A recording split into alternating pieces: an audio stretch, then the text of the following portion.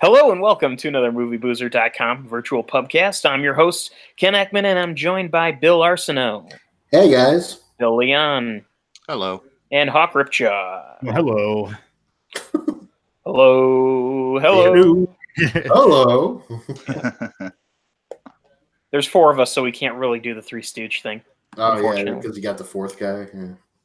Anyway, so with that said, well, the Three Stooges had like different members over the years because they kept dying, right? yeah. Well, you had your Shemp, you had your Curly, you had your Joe Besser, and then you had Curly Joe Dorita.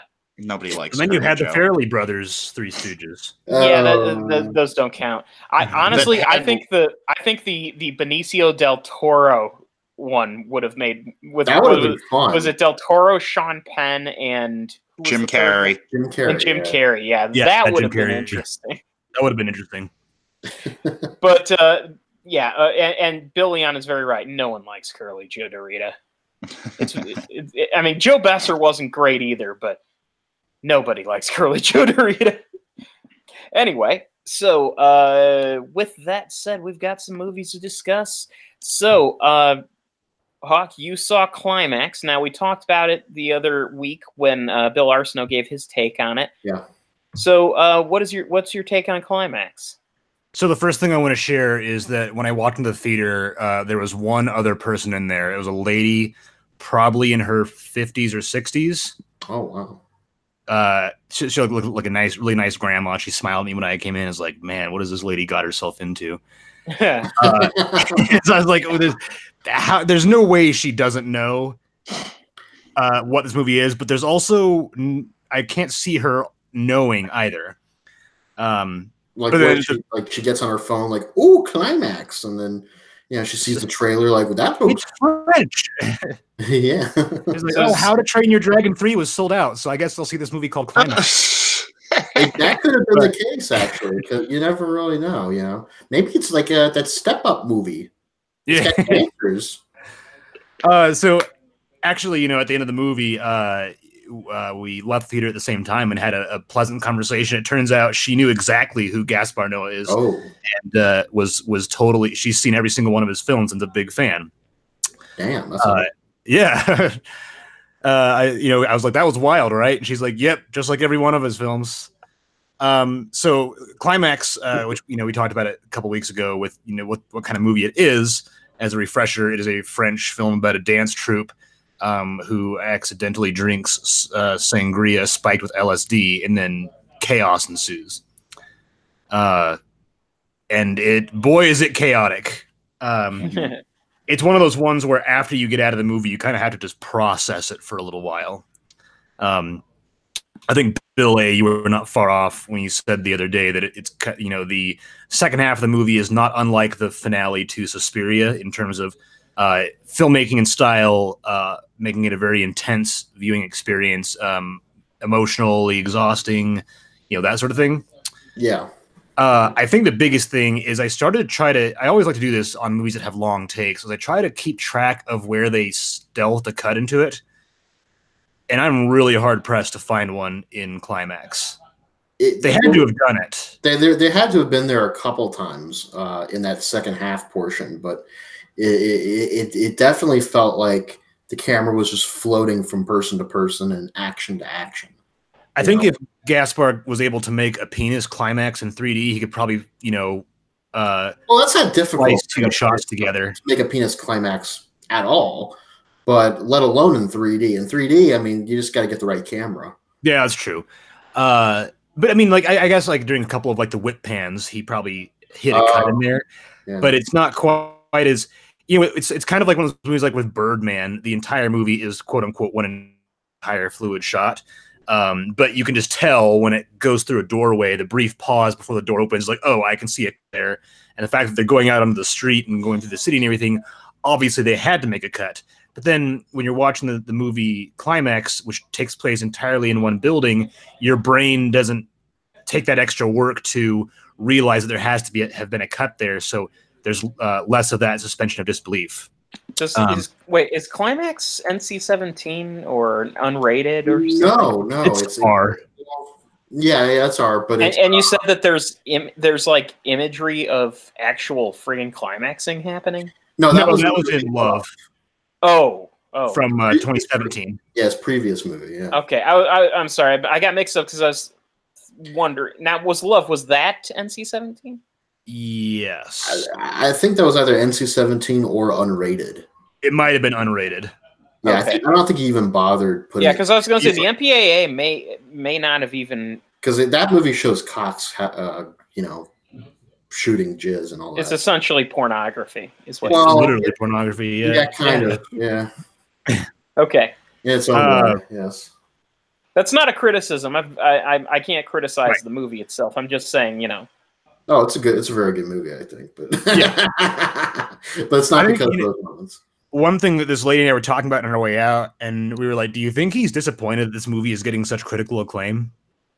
okay. Because he's a provocateur, and he kind of like wears the critical disdain, the mainstream critical disdain for his films is kind of like a badge of honor. Oh, Yeah. Whereas I believe Climax is sitting somewhere in the 80 to 90% range on Rotten Tomatoes. Well, I mean, Climax actually, believe it or not, in my opinion, is a lot more accessible Yes. than some of his other films, because there really is.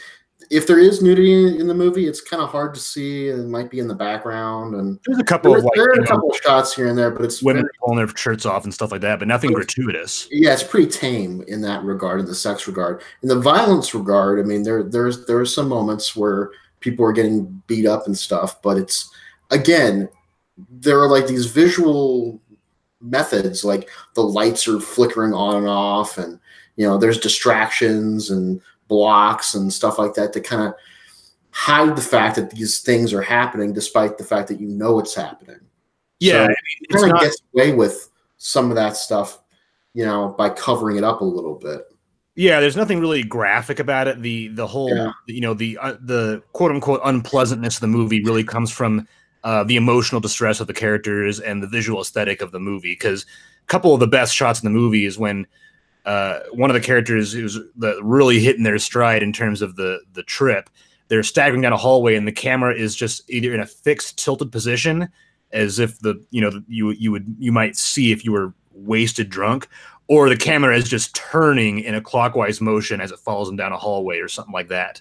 And it creates a very disorienting feeling while also maintaining a nearly perfect sense of geography of the entire building. It's a lot of movies. I'm sorry, go ahead. Yeah, I can't remember what movie I watched recently. It was Breaking In, the one where the mom had to break it back into her high-tech house when thieves kidnapped her kids. Oh yeah. That movie had a very broken sense of geography in terms of where action was happening in the house. Like, you didn't know if someone's in this room downstairs, there's no relation to where somebody else is upstairs. Whereas Climax really establishes where everything is, and it makes things coherent, and it keeps following different characters. The camera rushes down to this lady over here and then moves over to here, and then the first lady is somewhere else, but you know where she's been and how she got there because everything is so laid out in a way that makes sense, but is still visually chaotic. It's a pretty impressive balancing act that he pulled off. I think one of the most interesting parts of the movie for me is that Sofia Boutella, the main actress, she was the knives feet lady in Kingsman, and professional. The Mummy. She was in The Mummy. She's the Mummy in The Mummy. And Yeah. and it'd be weird if she was the daddy in The Mummy. or the Mummy and the Daddy. Oh, That's just Gaspar Noé's love. Yeah. She and most of the other actors and actresses were not really given a concrete script to work on. They were given like stage directions, but they didn't really have much to work on in terms of what they're supposed to be doing as characters. And she was essentially instructed to feel out her characters and her character and the character's motivations and so on and so forth as filming progressed. And she didn't really get a clear picture of who her character was until filming was almost completed, which I thought was really interesting. There's this mob mentality that kind of arises from the characters as these things go on. And again, this still really isn't even getting to the meat of what the film is and what it does. I still haven't spoiled any of the greatest parts of the movie. It really is just one huge experience, and it's one that's hard to say whether I actually enjoyed it or not. Huh. But it's interesting. It's an experience worth having. That's absolutely certain. So you appreciated the artistry that went into it, but you're not certain that you were sold on it as a piece of entertainment as opposed to just a piece of art. That's a little bit too binary. Okay. I think it's not like a movie I walked out and was like, wow, what a great time I just had at the movies. It's one of those things where I guess I did enjoy it and appreciate it. It just wasn't fun. It's one of those artsy movies that is just it's a great to watch, and I might watch it again just to kind of take it all in again, and really be impressed by the visual panache and the just the pure technical artistry that he achieved with the movie, as well as the performances. Because the cinematographer for the movie did not speak French, but hardly anybody on the set spoke English. So while the cinematographer did have a translator to help with the French, a lot of her cinematography direction was based on pantomime and visually illustrating what her intent was to the actors in ways other than spoken word, which I thought that was interesting as well. So definitely recommend it. Again, that's not very spoilery at all. What I've mentioned, just like a couple weeks ago, Bill didn't spoil much either. It's just kind of. I mean, we could get into it a little bit. I guess, but Ken still wants to see it, so. Oh, okay, all right. Just in the interest of that, I don't want to blow everything too early. We'll save that for Gasparno's Love. Love 2, Electric Boogaloo. So yeah, I mean, once you see it, Ken, I'd be interested in exploring more of what the movie does.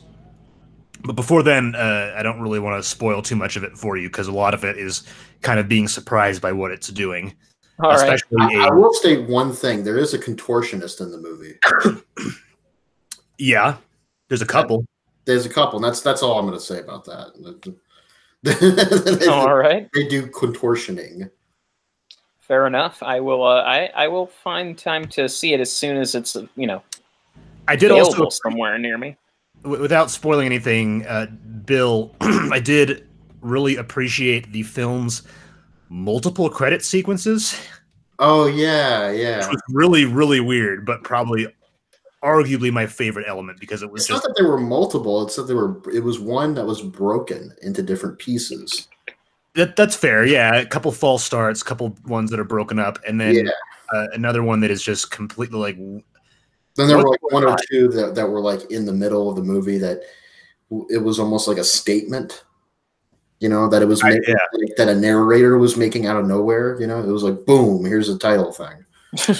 It was really strange, but I kind of loved it. It was like, this is birth, this is death. This is. I was just talking about how in the middle of the movie you just get a bunch of flashes of random names and stuff in different fonts. Oh yeah, that did happen. Yeah, I did that. That's one of the reasons I would have to rewatch this, just to see what each thing said and kind of drink in all the different font styles that it played with. It's like that was supposed to be at the beginning, and then another part was supposed to be at the end. And was anything in Wingdings? I cannot definitively say either way, actually. I don't remember Comic Sans, but I want to say Comic Sans was in there. I'm pretty sure Comic Sans was in there. No one likes Comic Sans. It's no the one. bastard fonts type. All right. Well, we'll go ahead then and move on from there to the next film, which is a movie I saw, and it's probably the one I'm going to have the least to say about, just because it's pretty straightforward. Apollo 11. Ooh, what happens in Apollo 11? Well, it's what happened in Apollo 10. Yeah, This literally, is a prequel to Creed, right? It's like an alternate universe Creed sequel. Creed in space. If you want to make the argument that the events of Apollo 11 took place before the events in Creed, you could call this a Creed prequel. Yeah, I guess completely unrelated to any of the events in either film. Yeah, I guess I mean, anything that takes place before Creed is a Creed. Apocalypse Now is a prequel to like Independence Day. You know, it's yeah, it's technically, yeah. You know, Birth of a Nation is a prequel to I got nothing. Black Klansman. Yeah, Black Clans. Jesus. Passion of the Christ is a prequel to Cannibal Holocaust.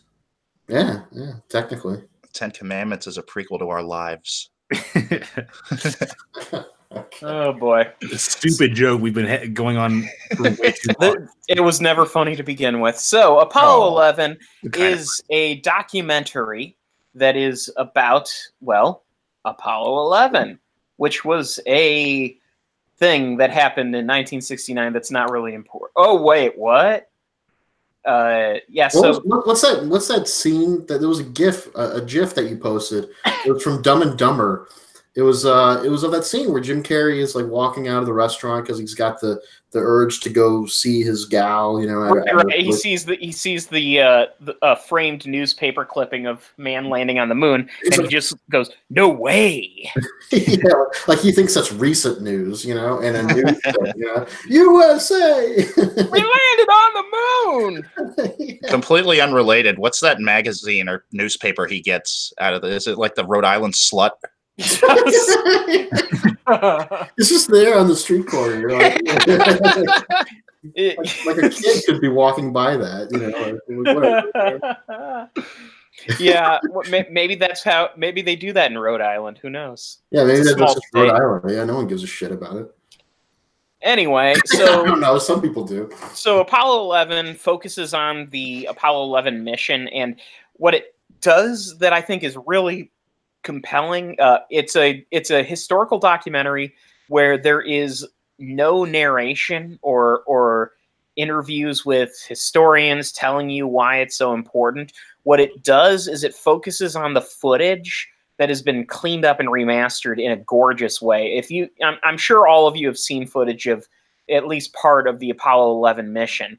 You've never seen it as beautiful looking as it is now. That it is really clean, and it basically is very procedural. The documentary begins a few days prior to the mission and the preparation taking place, and they show this footage that was culled from hours and hours of footage that was filmed by documentarians / news people / I guess there were tons of cameras throughout the facilities in NASA that were just like on the walls filming shit, and they culled this together into a narrative, and the narrative is told through basically a series of news reportings, news clippings, and audio bits from like radio chatter between NASA and the astronauts and stuff. And what you get is a very clear picture of what occurred during that roughly 10-day period in 1969, where, you know, the entire world was watching this one thing happen. And it's really, I mean, it's one of the more interesting historical documentaries I've seen recently, just because it grabs you with the footage it shows. That a lot of it just, well, first of all, it makes me think of how great the special effects were in First Man, because there is you'd be hard pressed to tell a difference between what you see in the movie and what you see in the documentary in terms of the launch footage and everything. Did this one use the same special effects team as First Man? No, it was Stanley Kubrick's team, if you remember. Oh yeah, right. Oh yeah, he was so convinced that they needed to have it authentically that he actually flew them to the moon to film that scene. So ironically, they actually did do it. Yeah, you have heard the joke. Yeah. Yeah, okay. I was going to say, you have heard the theory that some moon theorists have that Stanley Kubrick faked the entire moon landing, right? Right, and then the common retort to that is that, but Stanley Kubrick is such an auteur that he actually did fly to the moon to film that scene. Yeah. Could you imagine him on board a spaceship going to the moon, filming everything, and like trying to frame the shots? He's like, he fucking would. Yeah, he fucking would, but he's like huddled in a little spot, you know, in that tiny ass capsule. He's like, you know, I'm a filmmaker. I'm from Hollywood. what am I doing here? Which He's is like he's like literally God's ass sounds hanging out of nothing the like I would cockpit. imagine Stanley Kubrick. Yeah, no, he wouldn't sound like that at all. But that's my red letter media. First of all, I don't even think he really would have Is there a defined photo- himself as being from Hollywood. Is there a What? photo of him smiling? He looks angry in every picture I've seen. Yeah, of him. I've seen him smiling Oh, okay. during the He's the smiling Shining- in all those pictures. in the making of The Shining. Yeah, he I was smiled. about to say the same thing, Bill. Yeah, the making of The Shining when he was horribly torturing the actress. Yeah, he Oh. was probably smiling that entire time. No, seriously, I've seen pictures and video of him during that, or footage during the making of that movie, actually going, "This is going to be fun." The documentary can be found on Brazzers, by the way. Yeah. Ew. Why would it be there? Because he's torturing a woman. It was a joke. I have to that- over-explain the joke. Well, I don't. I'm not up on the latest porn website niche. But you did know what Brazzers was. That's Yeah, I've true. heard the name Brazzers, I did not know what Brazzers was, so I actually learned something today. but my knowledge of Brazzers goes way back to when they were doing like they pick people up on a bus or something, and That's or a a van. different. That's I don't Bang know if Bus. those two things. Now I that don't I know if know. those two things are related. I've never heard of that one. I thought that was Brazzers. Yeah. Hold on, you've never heard of Bang Bus? All right, we're way off topic. So I've heard of the Futurama porn video. for what it's worth, it That's was creepy. Shelley Duvall. I blanked on her name, but yeah, Yeah. if you've never heard of this, in the making of The Shining, Stanley Kubrick, Shelley Duvall has basically accused Stanley Kubrick of torture during the film. Yeah, But to psychological. be fair, She claims that Stanley Kubrick's behavior to him basically traumatized her for life, and that's why she didn't really do too many performances after that or something. Shelley Duvall's entire career outside of that movie is torturing everybody else. For a second, Yeah, I thought you were going to say that Shelley Duvall was on Bang Bus. And Oh, dude, come on. That's not right. Yeah, but being fair, I did, I did see Popeye, and so yeah, you've got a point. I liked her in other movies. I think She- she's actually she's a good actress. I mean, whatever. She's talented. I mean, she was We're fun in just Time poking Bandits. fun. McCabe and Yeah. Mrs. Miller, she was good. Nashville, she was good. yeah. Nashville. Yeah, Annie Hall. Yeah, I just I don't. Oh, right, she's the journalist in that. Yeah, and it's just I think So, it's Shelley easy. Duvall landed on the moon. Yeah, so Shelley Duvall landed on the moon, and Stanley Kubrick was filming. If you believe they put a Duvall on the moon. While he was psychologically torturing her. Anyway, point being, this is a documentary about the Apollo 11 landing, and there's really not much I can say other than it's really well done. And once again, Michael Collins gets the fucking shaft, the poor bastard. It's like, I flew the capsule that circled around the moon. Yeah, Michael Collins, seriously, in First Man, I think the actor who plays Michael Collins gets one speaking line, as far as I know. I'm Michael Collins. You barely hear or see anything from him in this movie. I can't help but feel for him. I would love to see a Michael Collins biopic because Buzz Aldrin and Neil Armstrong get all the glory. Yeah, they get out. Buzz is the weirdo, Neil's the hero, and Michael Collins is the one no one talks about. Collins is just the guy that picked them up. If you go to his Wikipedia page, by the way, he's got a tiny head. It's kind of comical. Seriously, pull it up. Collins movie starring Al Pacino. There was a Michael Collins movie, but it's a different Michael Collins. Yeah, well, what was that movie? Was it about an attorney or something? Or? Like a dude in front of a crowd, according to the poster. I can't remember. Oh, okay, so that's Liam Neeson, I think you're talking about. That's the Irish movie. Yeah, where- Michael Collins was a political leader in Ireland during during the Troubles. pre-Troubles. This was actually during the Revolution. Oh, I'm thinking This of is like Danny the second- Collins. Yeah, Yeah, that's a different- Danny Collins was the Al Pacino movie. yeah. Michael Collins is a pretty good movie, by the way. It's directed by Neil Jordan. Yeah. Which of course it is, because it's a '90s movie about Ireland and the Troubles. So of course it's directed by Neil Jordan. Yeah, pre-Troubles. Yeah, But still, But- kind of. Yeah. because isn't that all Neil Jordan did in the fucking '90s? I mean, The Crying Game, Michael Collins. Well, the Crying Game isn't known for its Irishness. Which is interesting because like the entire first half of that movie is literally all about the IRA. I know, but the Crying Game is really more known for that one scene. Well, the thing about that movie, and I'm going to talk about the Crying Game because there's far more I can say about it than Apollo 11. Wait, before you finish, we got to wrap up the Apollo 11 review with the line, "Be careful, they're ruffled."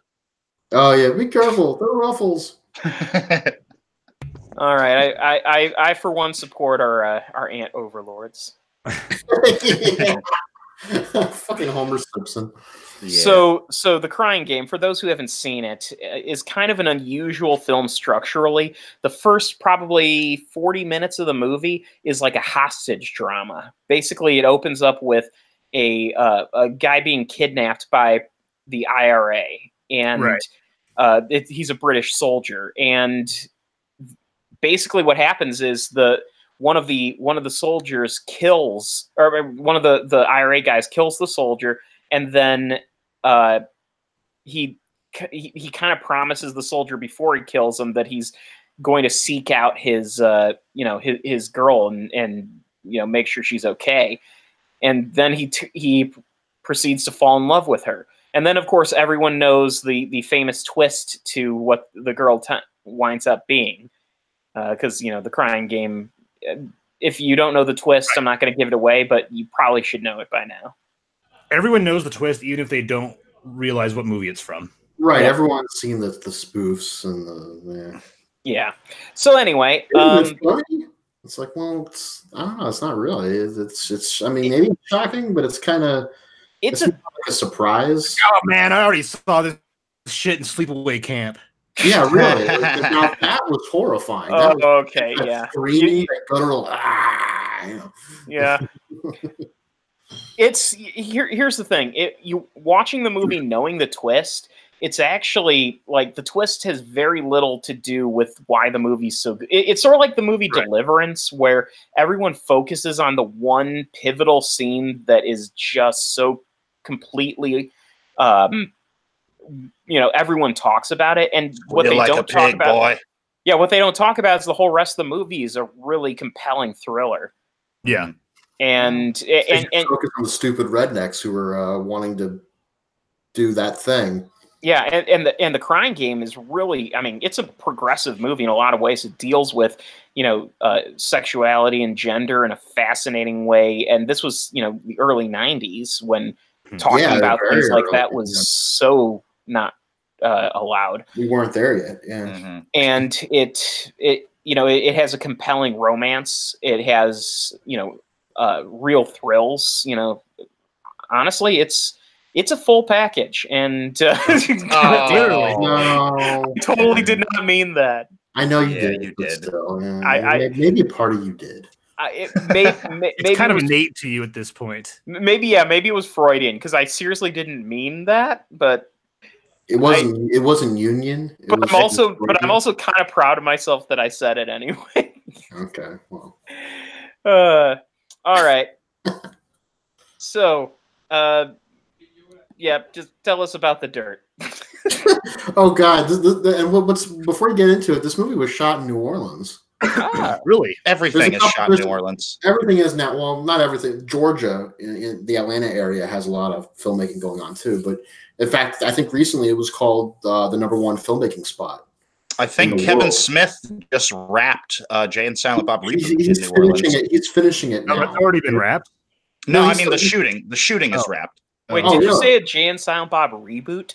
Yeah, it's called. It's gonna be. I hope it's gonna be good. I actually have high hopes for this, but we'll see what happens. It's basically his follow up to Jay and Silent Bob Strike Back. Which was they go back to Hollywood to stop a reboot. Do we really want to see Jay and Silent Bob at this age? That's a lot of people do. I actually don't have a problem with that. Yeah, I don't have a problem with it. It's Kevin Smith revisiting like the idea of where he's at that point. And that's true. And to be fair, when Kevin Smith has gone back to the well, it usually works.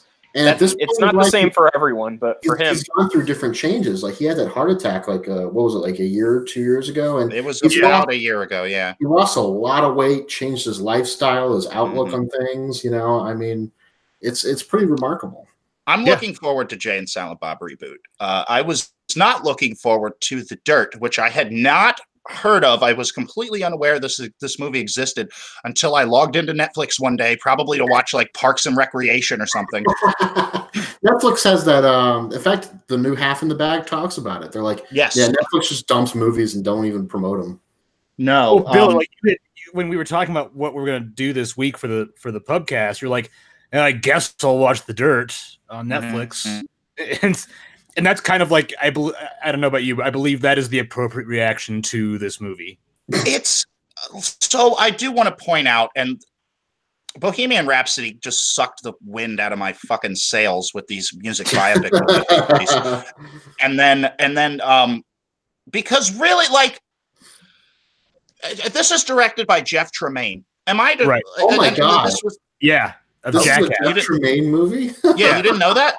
No, I didn't know that. I thought they were actually going for something a little different. Oh no, it takes. I mean, it's not like they are going for something different, but in a different direction completely. The thing about Jeff Tremaine.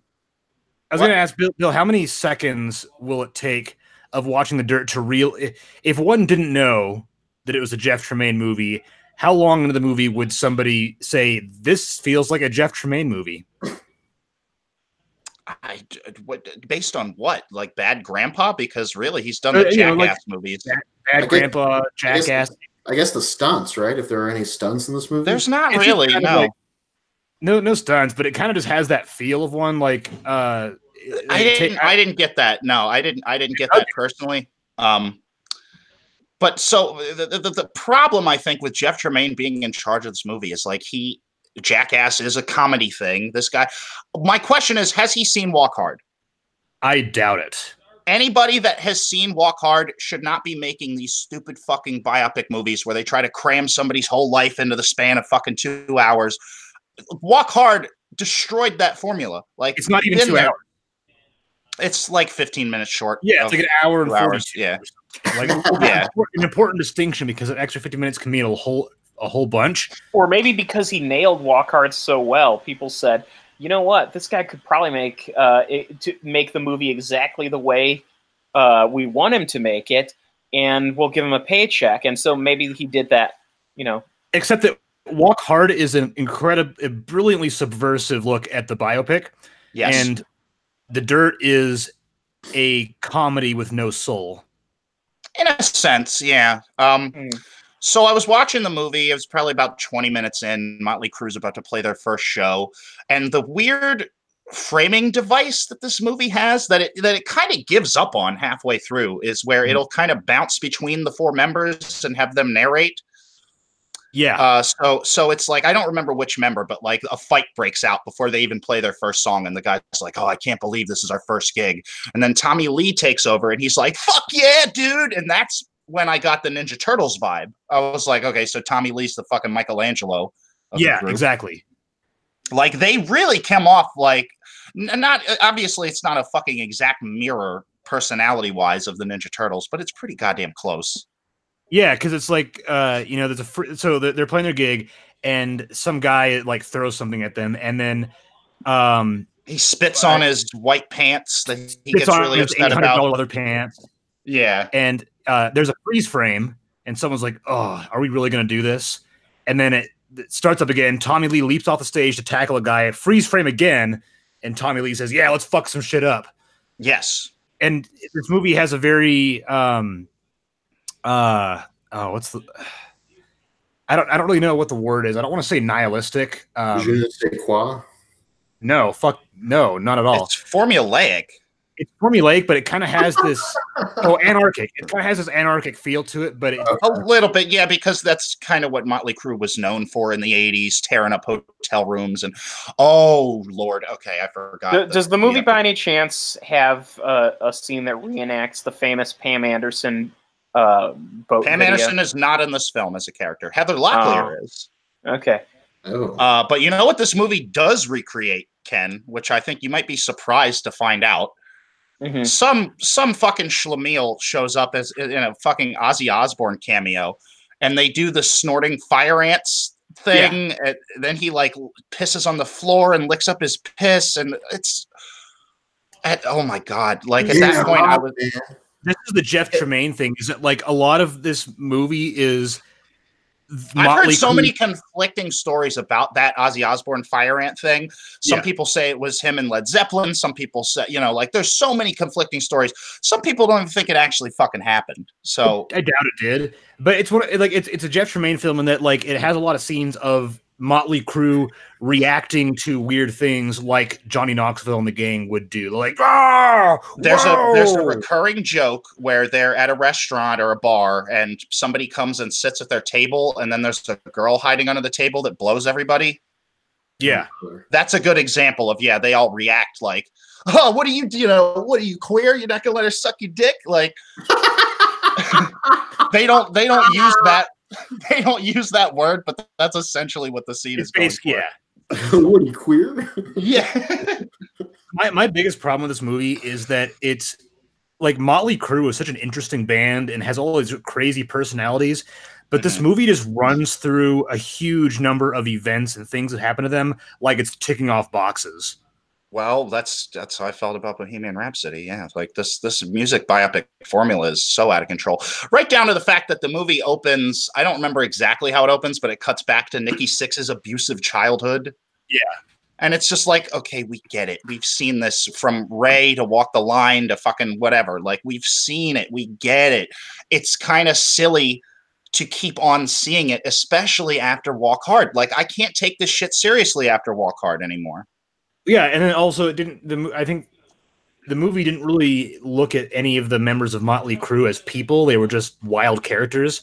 Like they boiled them down to like Ninja Turtle personalities. Yeah, and until I watched it, I thought this was a documentary, and I have no idea why they didn't make it. Like, it wasn't a documentary featuring like concert footage, interviews with the band members and people that that interacted with them. Like, I think that would make that having the raw stories of like somebody who was there at the first Motley Crue set. And all of these people are still alive.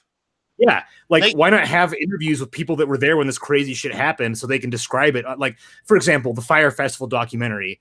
I think that you guys have all seen the Fyre Festival documentary on Netflix, right? I have not. Yes. I know there's a Netflix and a Hulu one, right? So I have not seen it. So in the Netflix movie, one of the guys who's helping run the event he's one of the managers of the event, and he's already way in over his head. He doesn't know how to. The suck your dick guy. Exactly. Yeah. So they've misplaced cartons and cartons of water to help hydrate all these drunk, hungover teens that have arrived at the island with nothing to do, and the customs has confiscated this water. And this manager guy is a homosexual. And the organizer of the mastermind behind Fyre Festival literally tells this manager to, quote, take one for the team and suck the dick of the customs officer to get that water back. What? Yep. And this is all done by this manager saying, he's describing it on camera. He's like, so I was really going to go there and I was going to suck this guy's dick in order to get water and possibly make Fyre Festival a success. That interview footage of him describing that and seeing the look of just shock on his face and kind of shame at how far he almost had to go to just get this stupid ass event off the ground is way more impactful than a dramatization of that conversation would have been. And that I think is the big problem with The Dirt is that it makes dramatizations out of events that are astronomically more dramatic in the actual context of it and the actual event happening. Right. Like, you can recreate it and make it remotely more interesting or even as interesting as the actual thing was. Interestingly, since I was just talking about Apollo 11, I can actually contribute a little bit here in that, of course, First Man came out last year, and that does reenact to an extent some of the events of Apollo 11. But I think wisely what that movie did is it doesn't focus nearly as much on the actual Apollo 11 mission as you expect it to. It focuses much more on the character of Neil Armstrong, and it's a much more, I think, it's a much more effective film than your typical biopic, because instead of focusing on the big historical event happening in the background. It just wants to tell you about this guy.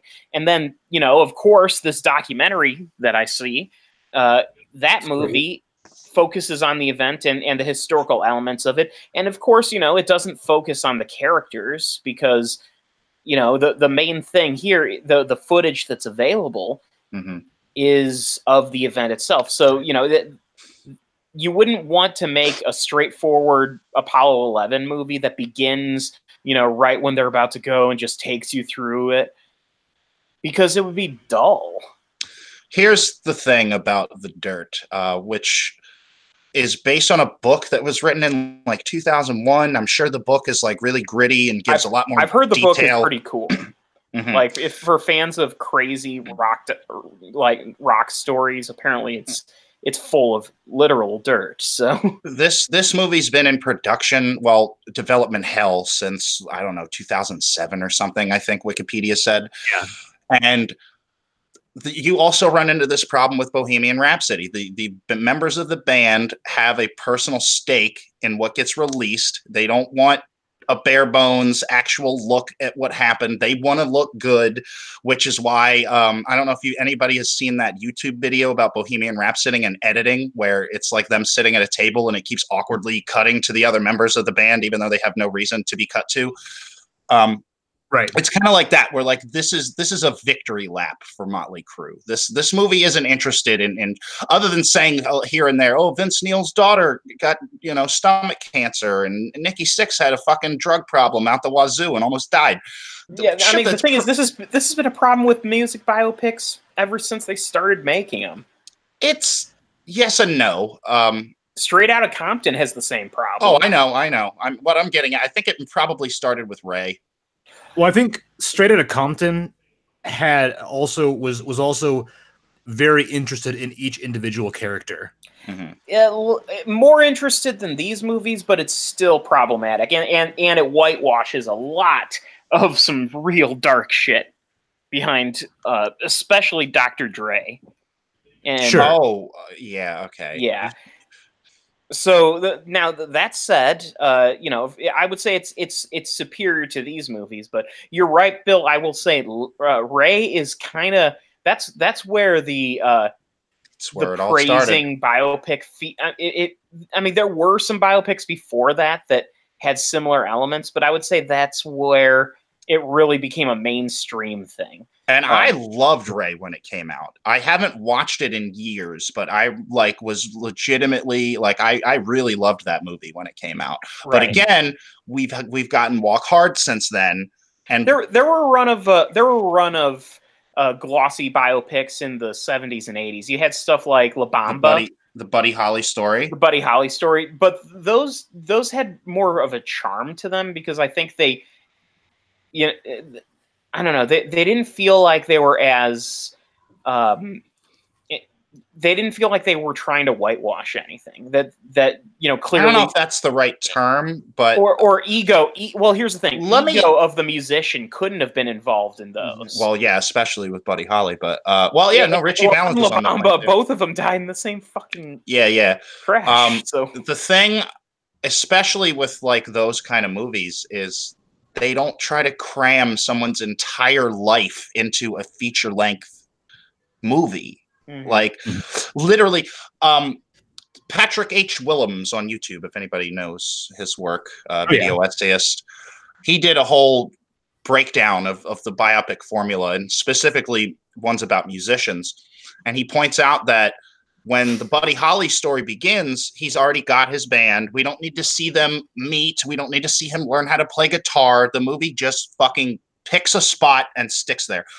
Kind of like the praise people were giving that movie Lincoln when it came out in 2012. Oh, yeah, that it focuses on just one part of Abraham Lincoln's presidency. Or Love and Mercy, which tries to actually show you who this person was by bouncing back and forth between two distinct periods in his life. Yeah. Not just, this is his entire life. Freddie Mercury, and in that moment, he was the champion. Get the fuck out of here. Like, I've seen it.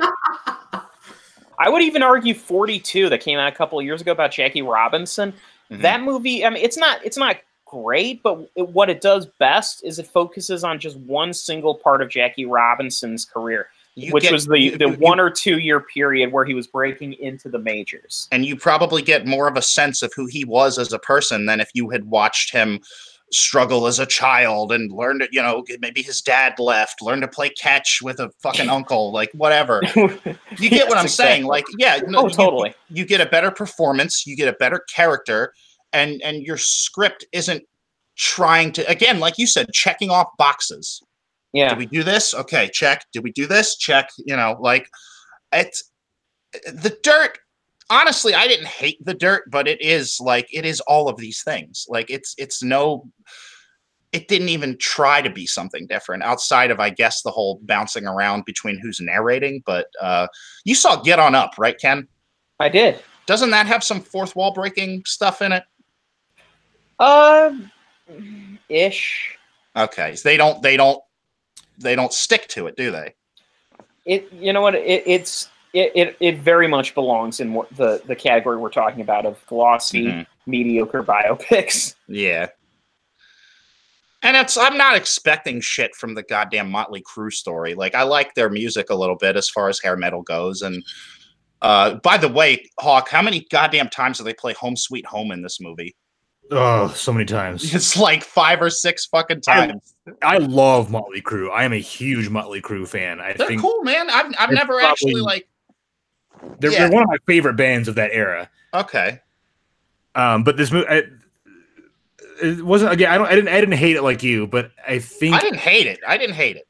This movie is super edgelord, and it tries way too hard to be like, whoa, look at how cool they were. And then, like you said, every band, this is their victory lap. They want Motley Crue to look awesome. Yes. And it does. They kind of lose the grittiness of what made them at a point in their life kind of pitiable characters, despite what they were doing. Oh God, I remember how the movie opens now. Oh God. The movie opens with them having a party in their apartment, and Tommy Lee is going down on a chick, and then she squirts all over everybody. And they can't. No, well, they didn't squirt over everybody. I'll describe this in graphic detail because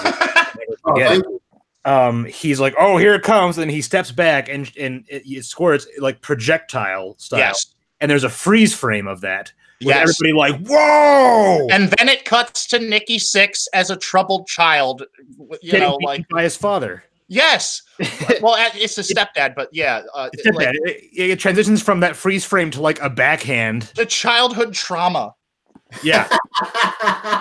I am dead. I totally forgot that that's how the fucking movie opened. And I just watched it like 3 hours ago.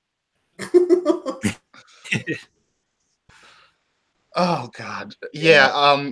If somebody, maybe when they're dead, we can get like a cool documentary with like home movie footage and stuff. I don't know. I would be more interested in actually having the facts and not just the fantasy of it. Yeah, that was the biggest thing, is that they're too interesting to just be a glossy biopic. Mm-hmm. All right. Well, have we covered The Dirt? Yep, that's The Dirt. Yeah, that's about it. If you're a huge Motley Crue fan, you're probably going to watch this regardless of what we say, and you might get a kick out of it. I don't know. Like the acting's not terrible, but again, like by trying to cram 20 years into the span of an hour 46, like you don't really get that much outside of the Ninja Turtle personalities. You really don't get that much of a sense of what makes these people tick as human beings. Right. That's why I really didn't feed into it too much, is because I want something that makes me learn more about them as people. Right. This was a movie about Motley Crue, the characters. Yeah, the Ninja Turtles. Ninja Turtles. Motley Crue, the Ninja Turtles. Teenage Mutant Ninja Crew. Teenage Mutant Dr. Feelgood. All right. Well, we'll go ahead then and move on to the next movie that I saw this weekend, which was Captive State. Now, this movie is kind of getting mixed reviews, and it's I'll say that it's you know what it is? It is a near miss from Rupert Wyatt, who is, I think, responsible for some very interesting concepts, but he's in each of the three of the four movies he's made that I've seen, he's failed to stick the landing. I'm actually going to see this probably tomorrow night. But it's the same thing with all of his movies. It's like you hear the byline or the log line, and it's like that sounds dope. Yeah. And then something barely got misdone in the script or something. So he did Rise of the Planet of the Apes, which is the weakest of the Planet of the Apes reboot series, and it's got a lot of great elements in it, and it doesn't hold up compared to the other two. I like it better than War. I really loved War. War is one of my favorite movies of that year, honestly. War bored the shit out of me. I'm sorry. All right, well, that's your problem. We've already had that discussion. Yes. So The Gambler was also a near miss, and the one thing The Gambler has going for it is John Goodman, and being a badass. So guess what? Captive State also stars John Goodman, and he's got a lot more screen time than he did in The Gambler. Is he still a badass? He's more of like a gumshoe detective, but sort of a future sci-fi 40s noir. Well, here's the thing. It's not noir. It's told like a the story is told like a what do you call it? An ensemble cast thriller, and his character that he plays a police commander of the Chicago police, and what has happened in the world of Captive State is about 9 years prior to the events of the movie, aliens have taken over the world, and the governments of the world have all surrendered to this alien race, and the alien race basically has established zones in every major city where they're sort of, their own private zones, and they're using humanity to basically slowly strip the earth of precious natural resources. Mm-hmm. And so Goodman's character is actually a collaborator with the aliens. His character is trying to stop terrorists who are trying to destroy, or rather incite war with the aliens. The motivation his character has that you get out of it is, that he knows that it would be worse for humanity if the aliens, went to war with us again. That's sort of the thing that they push. He's not really the main character. There's another person I would say is the actual quote main character of the movie, but he gets a lot of screen time, and his character is sort of the pivotal one in the film. Plus he also gets top billing because he's John Goodman, and this other one is just a newcomer. So the main character of the film is this teenage kid. He was a very young boy when his parents were killed right in front of him by aliens as they were trying to escape Chicago. Mm-hmm. And now he's growing up, and his brother, his brother is long since passed away. His brother died in trying to start. He was one of the terrorists who was trying to restart the war with the aliens. And so now he's sort of living in his brother's shadow. His brother's become kind of a folk hero, living in the slums of Chicago. You can't walk down the street without seeing a friggin' mural of his dead brother on the walls, things like that. And he's kind of interested in getting into the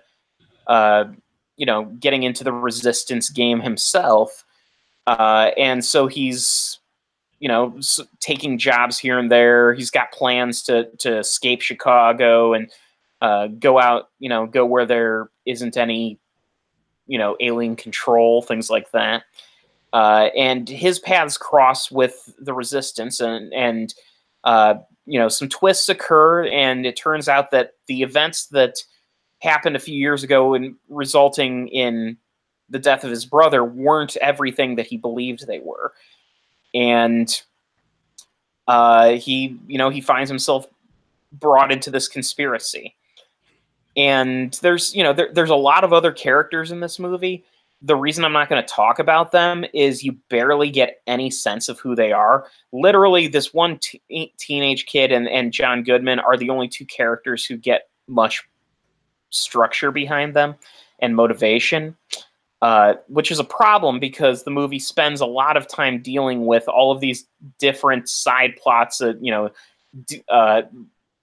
with these people who are trying to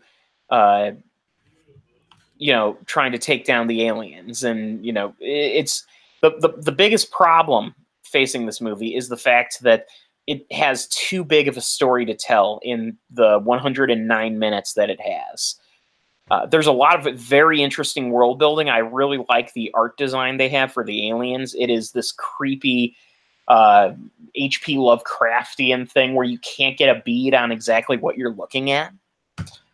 I like that when I saw that in the trailer. Yeah, and what you saw in the trailer, the one good thing is they never really give you a clear view of these aliens. It's always darkly lit, so there's a lot left up to your interpretation. The things they do show clearly are weird and disturbing, and I really enjoy that. They do make it clear that whatever it is these aliens are capable of is eons superior to human technology, and so you can understand how Earth stopped a war with barely any put up barely any fight with them. Mm. And really it's there's a lot of political subtext in this that is very very anti-Trump, never referencing directly, but think about this. All of these zones of influence that these aliens have taken over in the middle of these major cities are walled-in, closed zones where the humans are not allowed to come. They've built walls, and they're huge. They never mentioned that, but it's the subtext is there. Where the movie succeeds is in the world building. The filming is really compelling. It's got a good pace to it.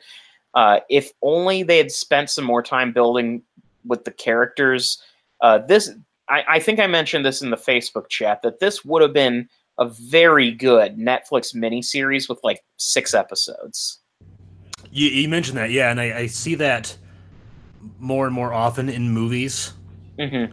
Like that attribute. Yeah, it's Rupert Wyatt tried to push too much, and by the way, this movie he actually wrote. He didn't write Rise of the Planet of the Apes. He didn't write The Gambler. He has a writing credit here, and I would love to see more of the story behind this.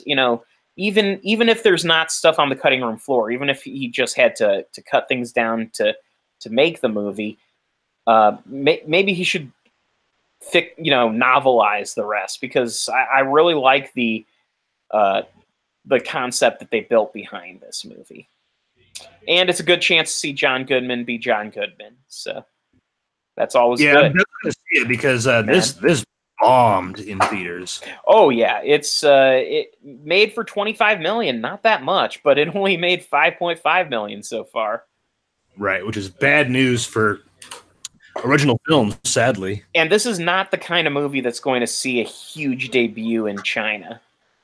No, definitely not. I mean, unless the Chinese are really feeling like laughing at American misery by looking at, at the hellhole that Chicago is depicted as in this movie. Right. Which, Chicago's not a hellhole yet. It might get there. I mean, you saw the Jussie Smollett thing. Holy shit. That's all I'm going to say about that. Anyway, it's not a hellhole yet. Yeah. Quoting Forrest Gump. All I'm saying is it's not a hellhole yet, but they're not helping things. Yeah. All right, so what do we got next? Oh, Ringo. Us. Oh yeah, this is where Ken has to leave. Yeah, because you guys are going to spoil the hell out of this, and I really tried to see this before, and I didn't have an opportunity. So, Goodbye. I will be Was back. it sold out? It wasn't that it was sold out. It was that shit keeps. We're getting ready to move, and so I've been doing a lot of packing and stuff, and things keep coming up and getting in the way. And I know this is a very highly anticipated film. I could have seen it Monday night, but it was a pain in the ass. Like the work that day was just awful. So anyway, also it is the highest grossing original horror film for an opening weekend. Yep. Yeah. No. Totally. Am I the only one who thought that like parts of Get Out were kind of silly? Well, I mean, of course, no, we're going to take your brain out and put it in someone else's head. I mean, you know, but fucking he goes to like dap Lakeith Stanfield and he like doesn't know how to give someone a handshake. I'm just like, what the fuck? Like, I get what you're doing, but at the same time, like, no, he's not that like nobody would be that out of touch, especially if like you're putting on this whole ruse. Anyway, I have some issues with Get Out. I think people really like overpraise that movie. Not that it's not great. Get Out was a satire. I understand that. I'm just saying, So like, there's some great big leaps of logic. But I want to back up that specific issue you had in Get Out. It's like for 2 minutes, because this is going to be a big conversation. The twist in Get Out is white people thinking, you know, it's a riff on guilty liberals thinking that black people are a superior race. And so the white person who has taken over this black body sees another black person is like, oh, hell yeah, fist bump. And, you know, that was, Jordan Peele is intentionally being like, look at these idiots, in my opinion. But, you know, I think that was a little too of that moment. Yeah, it was a little too high horse for me. It's like, Peele, back it up. Like, you made the goddamn "I said bitch" sketch fucking 5 years ago. Right. And, you know, Jordan Peele is definitely not entirely subtle in some things, and you know, you can see that Key and Peele. You can see that in elements of Get Out, and you can see it in elements of Us. And that's part of why Us is a tiny bit uneven, I guess. But Bill A., you haven't really been talking too much. No, I've just been I have been, but I let Ken kind of take the reins on his, you know, captive state bit, and I was just kind of, you know, drowsing off a little bit, like, captive state, okay. I have that. Yeah, I know captive state. No offense. I just, you know, captive state, though, that looks good, but okay, I don't know, but no, you loved Us. I loved Us, absolutely. I love Us too, Bill. Remember that time in the French Riviera in the cabin? Yeah, right. No, Us is very good. I was fortunate enough to see a Thursday night opening showing of it. There weren't too many people there, but it's a small theater that I went to, and I wasn't expecting there to be that many people. But there were more people than I thought. They're just not as many as, you know.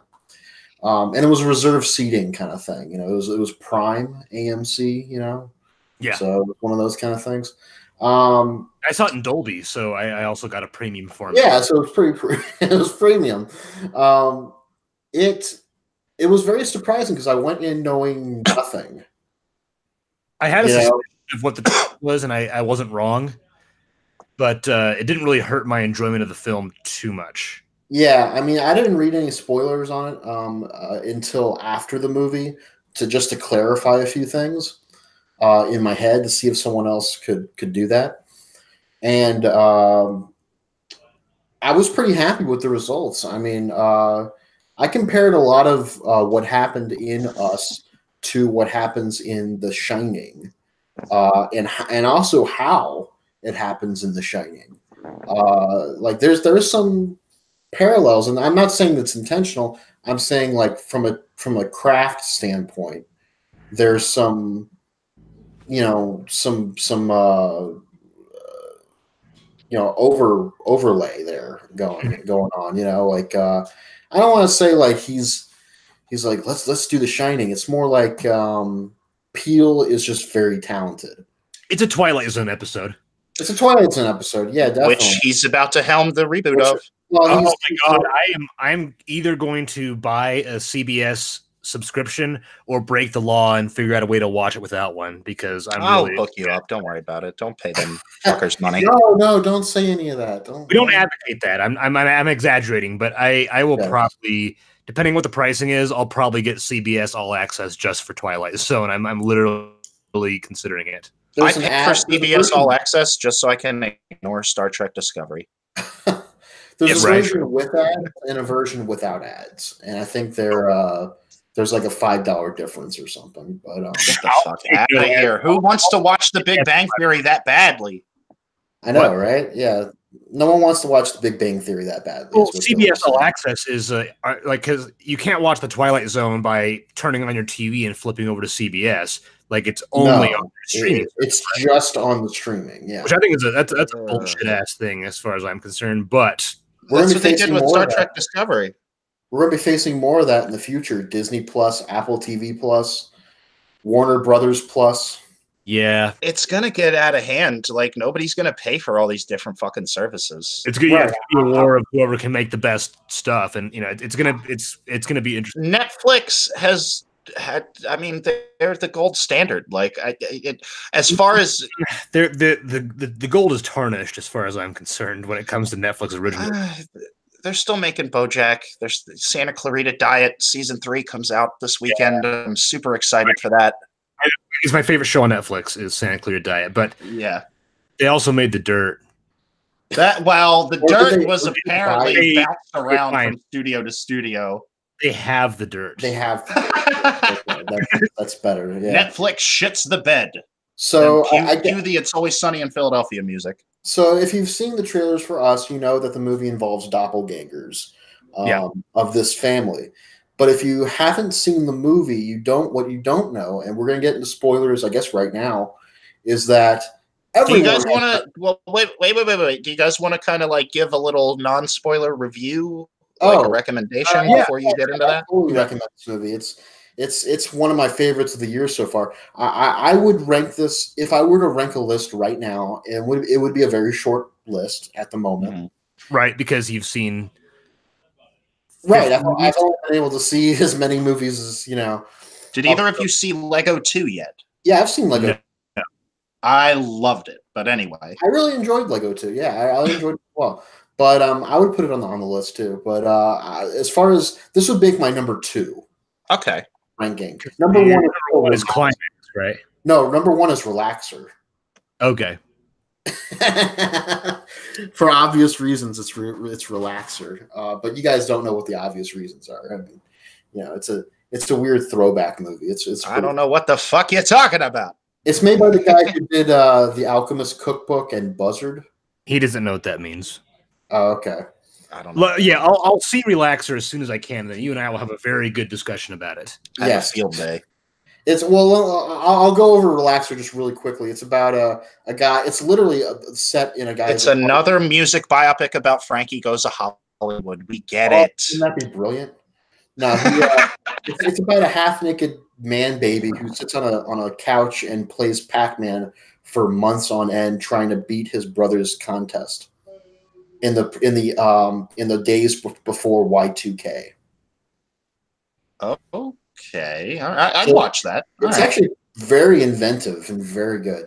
But yes, I would highly recommend Us. I think it's I think Lupita Nyong'o. Is that how you pronounce her last name? Nyong'o. Yeah. Okay, is one of the she's a fucking standout. She's stellar. She needs an Oscar nomination for this movie. She won't get one, but she needs one. She won't get one because it came out early and it's a horror. Didn't she win for 12 Years a Slave? Yeah, I think so. I'm not sure why she doesn't get more work, whether it's she's very selective or she's the new Yoda in Star Wars, which I don't understand, you know, like as far as why they didn't. I mean, they had to have like a fucking Muppet character, but put Lupita Nyong'o on screen, man. Like she emotes with her, like the way in 12 Years a Slave. Yeah, her performance in the movie she does with her eyes. Oh my god, like she and Chiwetel Ejiofor. Yeah, her movie is incredible. Like she plays 2 different roles. One is very emotionally affecting. One is remarkably creepy. Mm-hmm. Yeah, and it's actually all 4 of the main characters play 2 different roles in this movie, and all 4 of them do a great job. Even the child actors, like you don't see child actors being this good in anything outside of a Spielberg movie. Hell, I would even say Tim Heidecker does a pretty good job here. Tim Heidecker's great. Elizabeth Moss is great, which we already knew that. Elizabeth Moss. She has one specific moment in this movie, which I guess we'll get into in a second, but it fucking made me want to jump out of my seat. It was so good. Yeah. It just lasted a few seconds. So I guess we're gonna get into spoilers now. You already know we love this movie. Go see the movie. Yes, go see the movie. But now we're gonna get into spoilers. So the family has doppelgangers in the trailer. If you've seen the movie, you know that everyone in the country and possibly the world has doppelgangers. Yeah, is that in the trailer? No, it's not in the trailer. That's in the movie. In the trailer, it's just this family.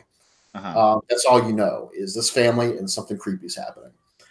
So basically, in the world of this movie, and it's not fully explained the background of this particular other world, this underground world. But so the movie opens by saying that there are hundreds of tunnels underneath the continental U.S., and then the quote is some of them have no known use. And then the whole background context for this is that the government attempted to clone people, and then realized that while they can clone bodies and behaviors, they cannot replicate souls. Yeah, something. The thing about cloning in real life, though, is that it has to be born an infant and grow, right? Right. That's real science. That's real science, and that is addressed in this movie. Oh, okay. Well, actually, I don't even remember them saying if it was specifically the government or if it was specifically mad science or both. Weird science. Right. They don't really. I don't remember. Like something happened at the beginning of Lupita Nyong'o's line where she starts to expose. Exposit. Thank you. And so I think at that point she did mention the government, but I like zoned out for like 3 seconds and I missed the first half of the line. But ultimately, it's not really that important.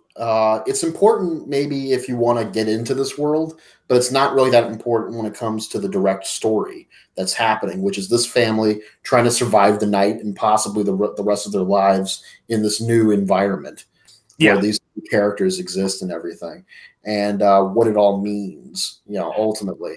I didn't really take it as it's in the world of this movie, it's literally happening, but at the same time, there are these loose rules with how literal it is, to where it's like what they said in Half in the Bag today, that the rules are kind of have your cake, eat it too, but at the same time, they're well applied just enough to where you can kind of ascertain what is actually going on and what is probably just a filmmaker coming up with a metaphor or an allegory.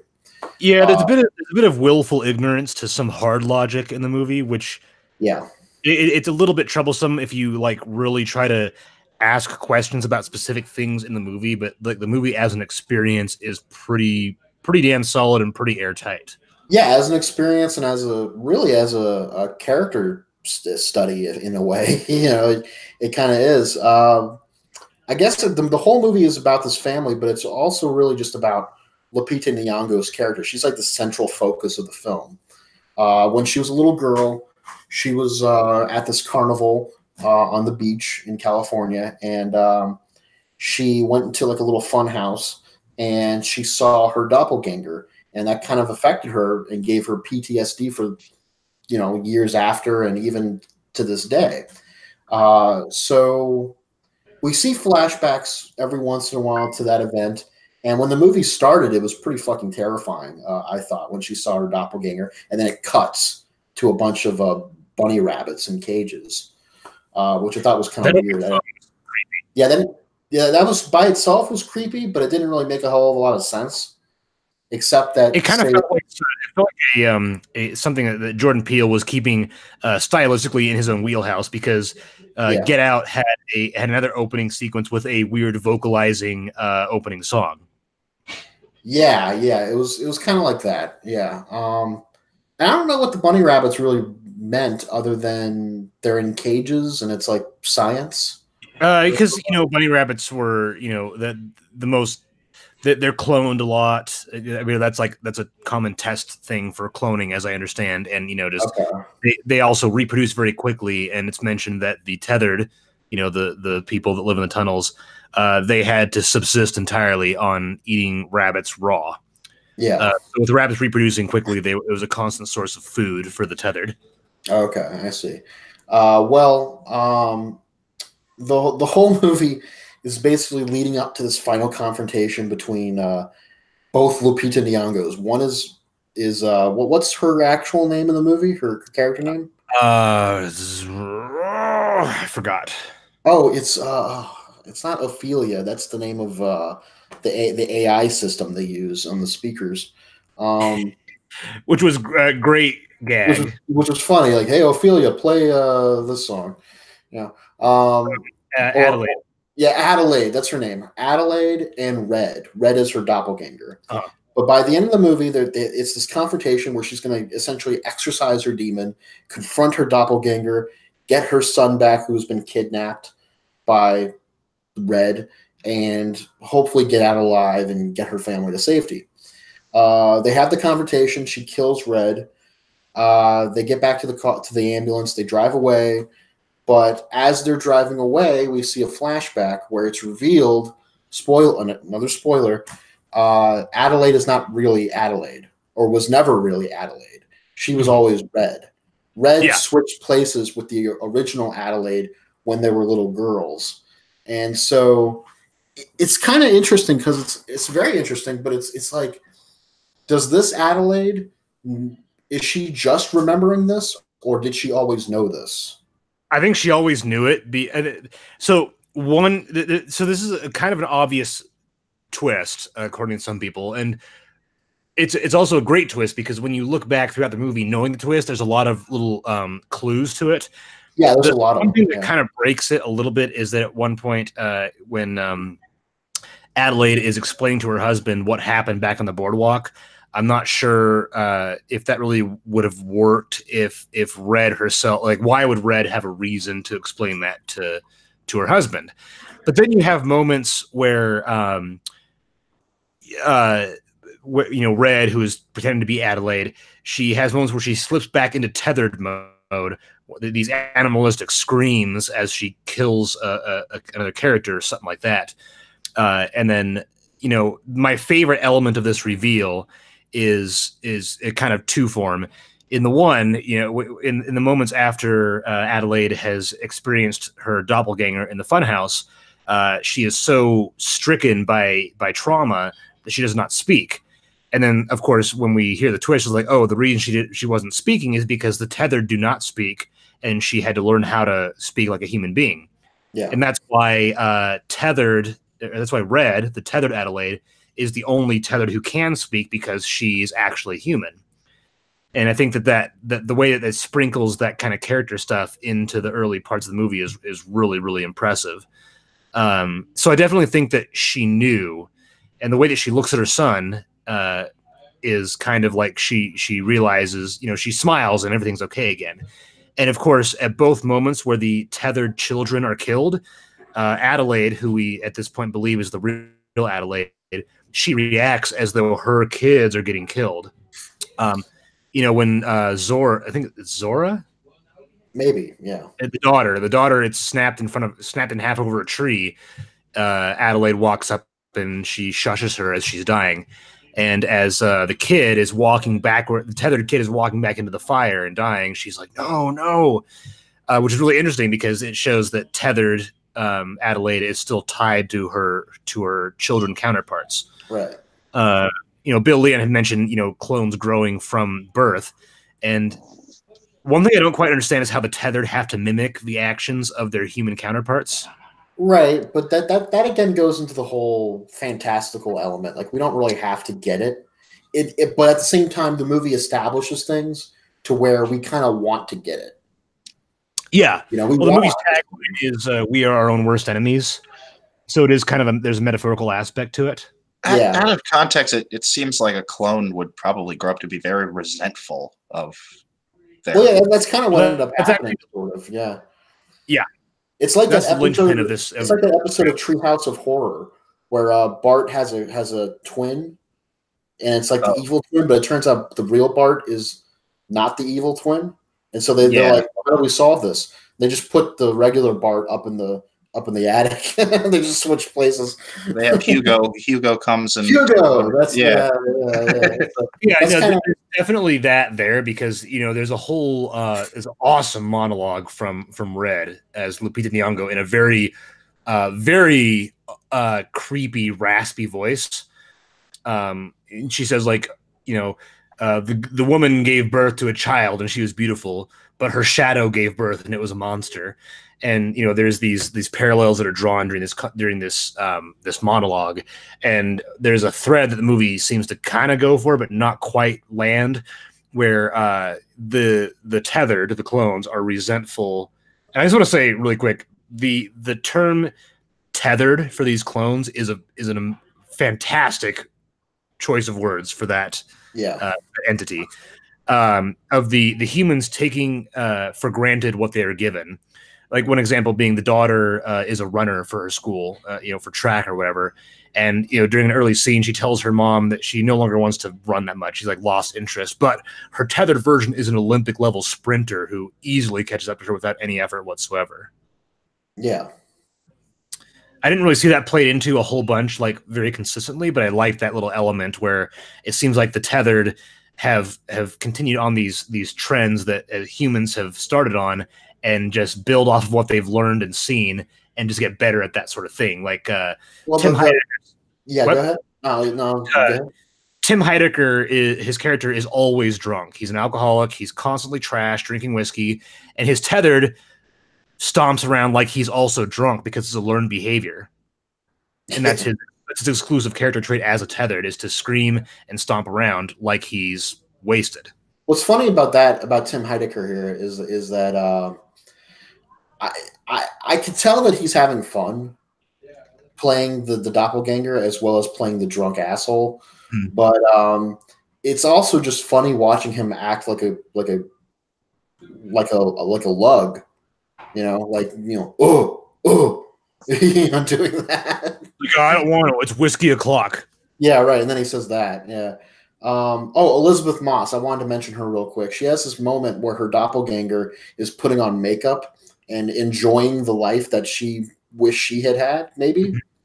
And then she hears Tim Heidecker doppelganger getting into a fight with Winston Duke's character, the husband of Adelaide. And she looks out the window. She starts crying, but then she starts like mimicking that she's laughing. And I say mimicking because she can't actually speak. So it's all silent. Yeah, it's all silent, and I was like terrified by that. Yeah, like the acting in this movie is really, really fucking strong. Yes. And it's interesting. It gets into territory, like people talk about the Hands Across America stuff, where the tethered, after they enact revenge on their counterparts, they start a Hands Across America chain, because when the movie began, when little Adelaide was little growing up, she saw the Hands Across America commercials and the T-shirts and all that, and she carried that with her underground and kind of built off this revolution. But the thing that got me thinking about this was the whole swap itself that Adelaide and Red had, and the whole notion that of nature versus nurture. Mm-hmm. You know what I mean? That whole argument. I love it when that's played with, because it's usually said in such black and white ways. Like, no, people are born this way, or people are learned, to be hateful or to be peaceful or whatever. Here, it's kind of like it's mixed. It's not really here nor there. It's just it's chaos. And I really love that, because it makes you think, like, you could fall on either side of that coin, really. And I really, just to point out too, I adored the world building of that opening scene. That was very tense, because you knew something was coming. Yes. And even though what was happening was pretty relatively mundane. There were a lot of things that you could point out, like the Jeremiah 11:11 guy. You could see a couple people in the background doing stuff like, "Oh, we're happy, we're having fun at a carnival," but it doesn't seem all that really happy. It seems kind of like they're putting on a show, and indeed, underground they're putting on a show too.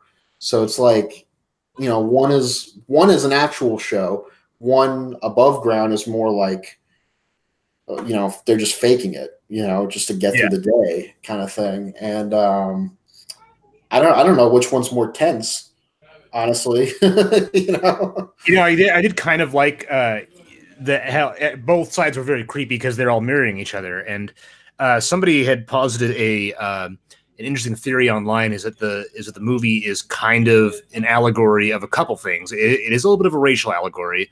It's also a bit of a class allegory. Is that the humans are the upper class taking for granted what they have, while the tethered are the lower class who have to follow in what everybody else has and subsist on the scraps. And they're always in service to the upper class and the humans. Okay. It's a theory I'd have to explore a little bit more. I'd have to think about it more. But one thing that I keep getting stuck on is that Jordan Peele has said in interviews, he's like, there is nothing not intentional in this movie. Which I believe when he says that. I believe that, certainly.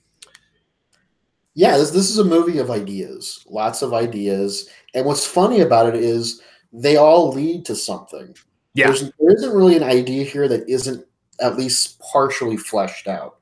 Everything kind of leads to another thing, another road, another possibility, and they all can be true if you want them to be, ultimately. And that's very interesting for a filmmaker to achieve something like that. I will say one of my we're about to wrap it up, but one of my favorite moments is during the climax when the Adelaide and Red are facing off. They have the song 5 on It, which is from the trailers in the movie. There is a instrumental version of 5 on It, which is orchestral and very synthy.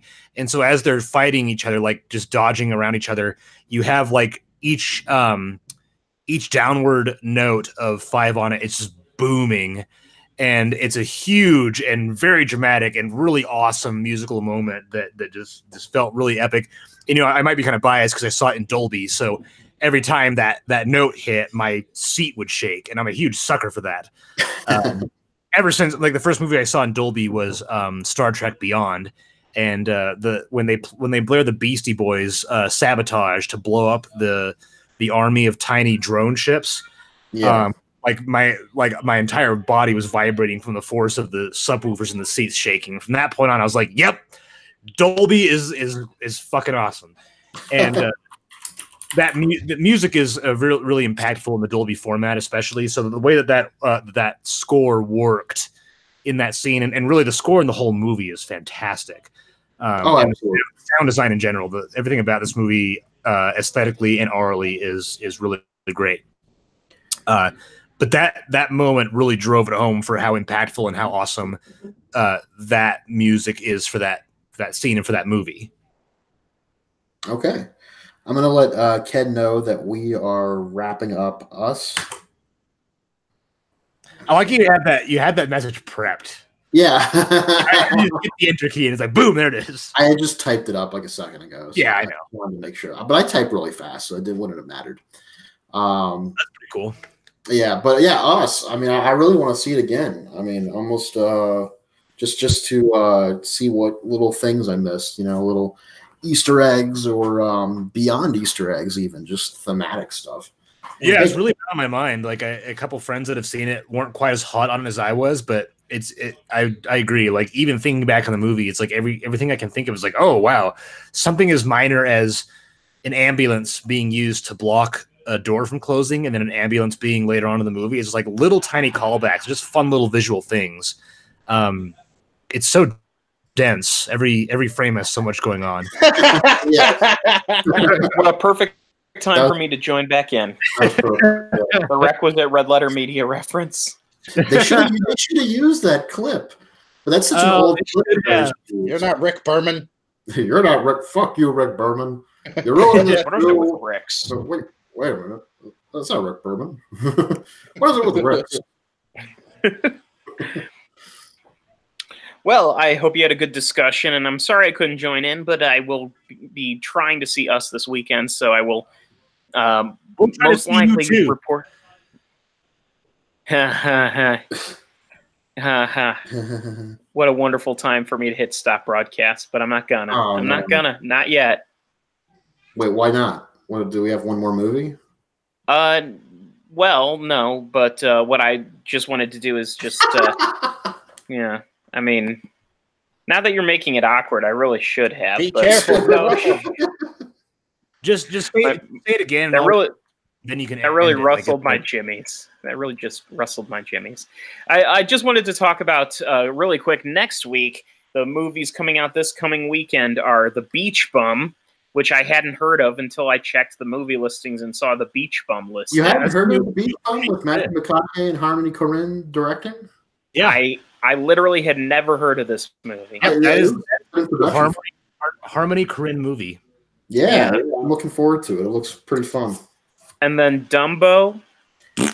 Oh, no. Maybe. I don't know. And then Unplanned, your wonderful PureFlix abortion movie. Oh, no. I was just looking for 2 movies that I don't want to see this weekend, and I think I just found them. Yeah. I try to root for Tim Burton. I really do. He makes Dumbo it so looks hard. Shit, though. That movie I stopped rooting for Tim Burton after I saw Charlie and the Chocolate Factory and realized that this man has lost his soul. You like Big Eyes. You liked Big Eyes. Yeah. You know what? I will give you Big Eyes, but even that movie is like, of the Tim Burton movies I find acceptable, it's bottom rung. I agree. I hope this isn't the end for him. I hope, again, now Kevin Smith is maybe going to have a career renaissance. Like, we'll see. Who knows? Dumbo, I think that he's going to go. So Sleepy Hollow has been enjoying a regular rotation on Sci-Fi recently.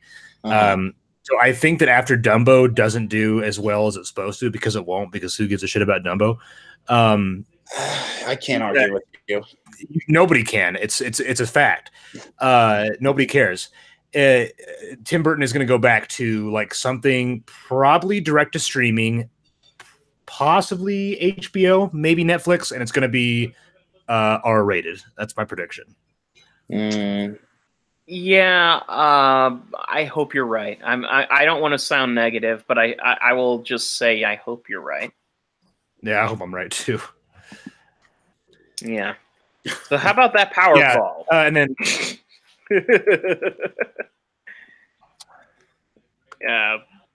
what?